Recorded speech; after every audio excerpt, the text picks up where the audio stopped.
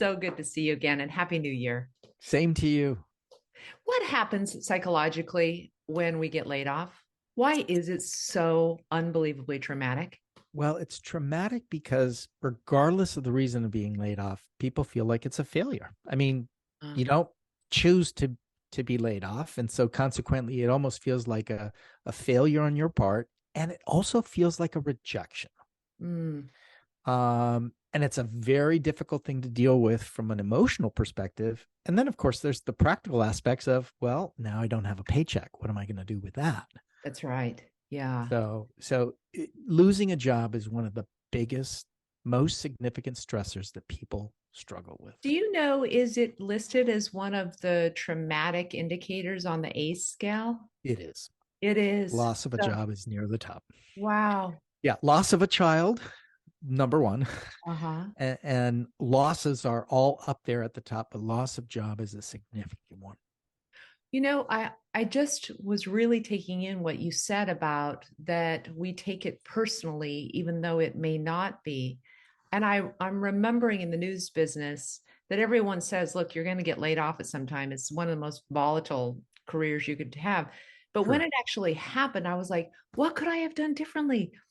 They told us the newsroom was being downsized, but I was like, Right. if I'd just been better, maybe I would have been one of the people that didn't Correct. get laid off, right? It's a very interesting dynamic. If the entire company goes out of business and everyone loses their job, that actually doesn't always feel personal. Right. But if the company is, say, letting go of half the workforce, Yeah. then you feel like, oh, well, why wasn't I kept? I Uh, wasn't valuable enough. So there's that sense of feeling less than somebody yes. else. Yeah. And for those that are left behind, I've heard it called that it's almost very similar to survivor's guilt from plane Yes. crashes. Yes. And so Yes. what does Because you that can do to sometimes, people? well, you can feel, first of all, you feel sad for your friends. You Right. feel guilty that you somehow kept the job. And Yeah. you then, even though you kept your job, now begin to see the leadership as somehow the enemy, because after all, they are the ones that let everybody else go and are creating the feeling that you're having. And so it creates a challenge. So even for people that remain on a job, when other folks are let go, that's stressful. Yeah. One of the very first things that I was thinking about is how immediately you feel as if you should go get another job, when in fact, what you should do after a trauma is sit down, breathe a little, take really good care of yourself, gather your Yeah. friends and family, see what your support network is, right? Why do we have this almost traumatic response to wanting to get right back into the Well, jobs? I think there's two reasons. One's emotional, one's again more practical. The emotional reason is if I can get another job, that's a kind of a way of saving face or a way of getting back out there. Somebody wants me, I'm Yeah. okay. And it's almost as if you can forget about being fired. And the reality is you won't. That will still feel like a rejection. It'll still feel like a failure. I think the other practical aspect is that sometimes people have to find a job because they've got a rent check coming up in a That's month, or right. they've got to pay for the Yeah. food, or kids, that need daycare. So, Yeah. so sometimes people have no choice but to quickly go looking and finding something. I would really like to talk to you about how we go through some kind of practical steps for shoring up your psychological well being during this time. And I guess the first thing would be to begin with, how do we make ourselves feel valued again Yeah, when yeah, someone has, in no uncertain terms, said you're not valued here? yeah. That's such an important aspect of how you deal with uncertainty. Keep in mind that when we are uncertain about the future, there's an element of fear that we have. Mm. And one of the adaptive human attributes that works against us sometimes is we tend to fear the worst case scenario. And this is for survival. So we fear the worst case scenario because if we can handle that, then we can handle anything. Yeah. And the challenge with that is so oftentimes when things are uncertain, we fear the worst, and the worst doesn't usually come true. It's Mm. not as bad as the worst. And so one of the first things to do is to get that fear out of your head of the worst thing that's going to happen, because it's probably not. It's probably not going to happen. Um, and I think back to your point though, one of the things that is really important is to focus on yourself Mm, and do it in a couple of ways that are kind of important. First of all, being reflective. mm, Hey, um, what are the things that I control? What are the things that I do not control? I don't control if my company is having, financial challenges. So right. I can't worry about that. Yeah. I do control how I'm spending my weekend. Mm, Okay. yeah. So separate the things that you don't control from the things that you do and try to put your efforts into the areas where you do have some control. And the reason why that's important is because in general, people feel better when they feel like they have control of what's going on. And so Yeah. what you want to do is focus on the things that you really do control. I have read articles, Dr. Beam, Dr. Beamer, that's my other doctor who's Jim. That's the reason I keep thinking about that. I'm supposed to get my physical and I'm putting it Oh, off.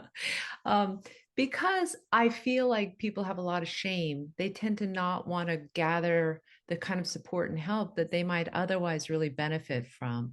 How do well, you get over that feeling that this is a sort of shameful, embarrassing thing to have to tell other people about? Well, see that's such an important point because shame is something that really impacts not only how we feel, it impacts how we act, and it impacts how we move forward. And Mhm. so in terms of self-reflecting, it's also important to actually spend some time saying to yourself, well, what are my strengths? And be honest and identify that you have some strengths. I don't usually recommend that folks focus on their weaknesses. What I usually say is, hey, identify your strengths, take credit for them, and then what are the needs that you might have that would make things better? But you have to give yourself some credit up front because remember, people are not all bad or all good. Yeah. People have some things they do well, some people have some things that they don't do so well. And so when you're at that point when you feel like somehow you have failed or you've been rejected, that's when it's time to take a step back and say, well, wait a second. I'm not all bad. What Mm. are my strengths that I have? Hey, I'm really good at this. I'm really good at that. I'm great with people, whatever. And take credit for that and spend some time just reveling in that. Those are the strengths, actually. They're going to help you move forward. Yeah, and it's also going to help you with your new resume that might be actually helping you land a better, more suitable job for you, right? Exactly. Yeah. One of the challenges is if you don't sit back and reflect, you may end up sending yourself right back into the same situation that you just left. Uh-huh. And it could be that sometimes getting let go of a job is a blessing. Sometimes it's like that wasn't the right job for you. That was Right. not something you were enjoying or that was not something that you were doing well at. And it's a signal that maybe there's something else you might want to be doing. And so before you just jump right back into something, you want to kind of sit back, reflect. What are my strengths? What do I like to do? What drives my passion? That's what I'm going to focus on. And I that think it's very rare, Dr. Polo, for somebody to say, I lost my job. This is a good time for me to spend money on therapy. But boy, looking back, I kind of wish I had. I wish I had talked with someone who could say, all right, let's look at your strengths. Okay. Did you really enjoy what you were doing? What would you prefer to be doing? How much would you benefit from actually a new environment where you can control your own destiny? I had to figure it out completely on my own. well, that raises a second point that's really important when folks are feeling with there's uncertainty is first of all, staying connected to other people is very important. Hmm. When you're not connected to other people, you're essentially listening to only that voice in your head, which is telling you all the bad things that you probably shouldn't be listening to. Totally. And so being connected to other people gives you a reflection of what others think. And generally, people don't see things as bad as you do. Uh-huh. And Yeah. so it can be some good feedback. Now, what you've highlighted is for some folks, going that extra step and seeing a professional Yeah. is sometimes what's needed just because the injury to their esteem has been so significant that they're having difficulty working their way out of it. Yeah. I do want to share an experience that happened to me. A really talented young woman was laid off from the radio industry when I was a news director, and I really wanted to hire her. And I met her for lunch, trying to talk with her about what was next. And she was so bitter and she was so angry that she spent the entire hour we could have been talking about her next opportunity just Wow. dragging down her boss and talking about her coworkers. And I was so turned off that I was like, I don't think this is a good fit. So, what kind of advice do you have for people about how to manage the real anger and bitterness that occurs because you were laid off? So there is sometimes some anger and bitterness that occurs, and it's okay to spend some time thinking about that, but then you've got to leave it behind Yeah. because focusing on the anger and the bitterness is looking backwards. Right. And really, if you've already been let go from a job, you've got to now think about moving forward. So, what a therapist will usually do is help you accept what happened, put it into the right framework. You're not going to forget it, but now how do we learn from it and move forward? Sometimes that's hard to do on your own. That's Yeah. hard to do on your own. You know, I'll tell you a funny story. Yeah. I got fired from my very first job. Oh, wow. I was 16. I was working at a store called Dart Drug, which is kind of like a Target. Yeah. Okay. And because I was a good student, they hired me as a cashier. This was back in the days when you punched in Yeah. everything and you had to mentally calculate what the change would be. The Yeah. machine did not tell you the change because Right. there was no, digital machine. Yeah. So what happened was one day they were doing everything at the end of the night and they said, your register is short $999.99. And what happened to that money? I suspect that when I went to the bathroom, I didn't lock my machine and somebody else did that as a joke. But I got fired because I was short $999. Okay.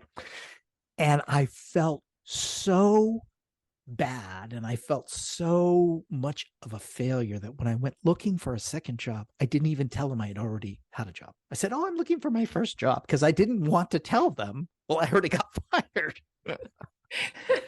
That is it is like it is funny how these job memories like eat at the very crux of our personal identity, Oh, don't absolutely. they? Absolutely. Oh Yeah. my gosh. And my next job was McDonald's, okay? Yeah. And they had better registers and I was put as a cashier again. They asked, "Hey, what are your grades?" I'm a BA student. Okay, you're going to be a cashier, not a cook. Yeah. And I was afraid.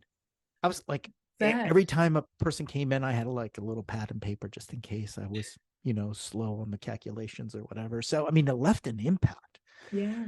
But as you might imagine, for adults, particularly if they have family, Oh, children, now this injury to them is much, much more magnified. yeah. I mean, especially if you see yourself as a provider, if Yes. that's a big part of your identity and suddenly that source of income is dried up, it's grueling to get past that. One of the things that I looked at, sort of a career side around this, and it was talking about how important it is to make sure that you have all of the kind of modern ways of networking. But in Mm-hmm. fact, it's not modern at all. It is reaching out to your network of people who love you and support you to see if they have ideas about other places you could land. The idea of going to a job board, attempting to get stuff through a recruiter, it's grueling. It's really hard. It rarely happens. It's almost always somebody who knows you and believes in you who recommends you for the next job. The way we've changed, the way we socialize has actually changed the way you find jobs. I mean, it That's used to be right. you would send a resume in with a letter and they'd write you back or they'd call you back. Yeah. These days, you can sit online and send in 50 resumes and never hear a Never hear word from back. anybody. That's right. Yeah. And so you are right. It's really about how do you connect with people and network, word of mouth, a friend of a friend who knows somebody, or hey, here's an opportunity, you should go, give it a go. But you've got to be willing to kind of put yourself out there, a little bit of a risk, okay? Mhm. Be assertive at the same time that you're kind of demonstrating that you're eager and willing to jump into whatever the job happens to be. And it's very hard to do that if you're still bitter and focused on what happened before. So you've got to let that go. You've got to Yeah, let that go so you can move forward. I really love the idea when you talked about acceptance, because acceptance doesn't mean that we like it. It just means that we accept the reality of what has actually occurred, right? I think people get Exactly. really screwed up with that idea when you Exactly. hear them talking about you have to come to a place of acceptance. They're like, well, I don't want to accept it. Well, it is There's reality, there's right? no other option because Yeah. I mean, you're not going to change it. So Yeah, totally. And so in speaking about the impact to a wider community, I've always heard this adage, it's a recession when your neighbor gets laid off, it's a depression when you get laid off, right? yes, yes. Because we tend to think, well, it's just happening over there until there can be like a domino effect, and suddenly a lot of people are losing their jobs. What can Well, we do collectively, doctor? yeah. Wait, what can we do collectively as a group? Yeah, like Yeah. to Okay. just shore up Okay. ourselves psychologically. Well, the first thing that is important is making sure that you actually have a group of folks that you can rely on. And you can't find a close network of friends when you're in a crisis. Okay. So, one of the things that I remind people is when things are going well, that's when you want to make sure that you're being connected to people, because when things aren't going well, that those are the folks that you're going to be able to reach out to. It's very hard to reach out to somebody you've never known before to say, hey, I'm struggling. I just got fired. I could use You're some help. only going to be able to do that with a friend that you trust. Yeah. What I remind people all the time is, hey, look, do you like it when people ask you for help? Mm, They almost always say, oh, yeah, I love it. When they yeah. ask me for help, I'm more than happy to jump in. I'm more than happy to give them my opinion. Well, guess what? Your friends are eager to help you too. Yeah. So don't be shy about saying, hey, I'm struggling right now. I ran into it. And it doesn't even have to be, losing a job. It can be other struggles as well, too. I'm struggling with this, or I have a problem with a coworker, or, I'm afraid of the gas prices going up. There can be all kinds of things that you can talk with friends about to get a different perspective. And if nothing else, almost always you'll find out you're not alone. Mm. Other people are struggling with the exact same issues. I honestly think, Dr. Polo, that in this day and age, especially when young people sort of derive a lot of their self-esteem from Instagram and social media, that saying I need help and here's why is a kind of a human gesture that makes people really love you. They're like, oh, thank You God know, somebody it, else is struggling. it's very interesting. Some of the recent data that's been looked at from an employment perspective shows that millennials are more likely to ask for help when they're struggling emotionally than other Boomers generations. or yeah, or And I yeah, think it has to do a lot with the fact that, young people these days are online all the time. They're sharing everything about their lives, yeah. pictures of everything they do. And so when they run into a challenge, it's very hard to hide it because they've been so open out there. Uh-huh. Yeah, that makes total sense. And in terms of the guidance that you would give someone about how long to wait before getting a new job, how long to wait before kind of the trauma of this announcement or decision that disrupts your life, is it like when they say when you get a divorce, don't get into a new relationship for at least 6 months? That's a great question. When it comes to relationships, I remind folks don't get involved in a new relationship until you've totally, gotten over Recovered the from the old one. last. Okay. And that Yeah. that time can be different for different folks. Um, I don't think there's a magic time that you need to wait. Mm, If you've gone through the process of, first of all, saying to yourself, well, what happened? mm-hmm. Why am I upset about this? What are my strengths? What can I do? What do I want to do moving forward? What are the things that I like to do that drive me? When you're ready to make that step, it's okay to move forward. Mm, Some folks can go through that and it might only take a few weeks. Other folks, it might take a little bit longer. mm. What happens more often than not, though, is people feel pressured to quickly get a job so that they can feel good again, or quickly get a job because they actually need to have a job. Yeah. Yeah. And it's too bad that there isn't like a little better buffer zone for Americans so that we could really use that time to reflect on what it is that we might want different in the next job. Because I know for Well, a lot of people, if they have that buffer, sometimes their next job ends up being the better one. well, it's interesting.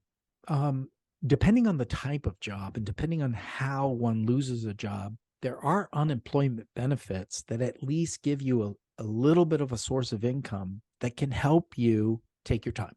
Yeah. And I will often tell folks, take advantage of that. There are folks that actually won't take advantage of that because they're embarrassed. Hey, I'm Uh-huh. not going to go on unemployment because, I don't want Yeah. anybody to know that, I lost my job. Yeah. But that short period of time can be just enough and what it takes to be able to kind of handle what happened and move forward. Yeah. And the other thing that really becomes sometimes very hard to do is look at the big picture. Hey, look, it's a tough economy right now. It's not just you, it's everywhere.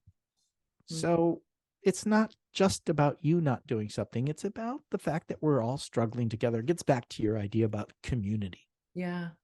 I look at those pictures of the Great Depression and all of those men dressed in their suits in the soup line, and I think here they are, dressed with so much integrity and professionalism to stand in line for food for their families. And Yeah. there was something about the fact that it was happening to everyone that I think made that okay. You Yeah. know? Yeah. Yeah. It's funny.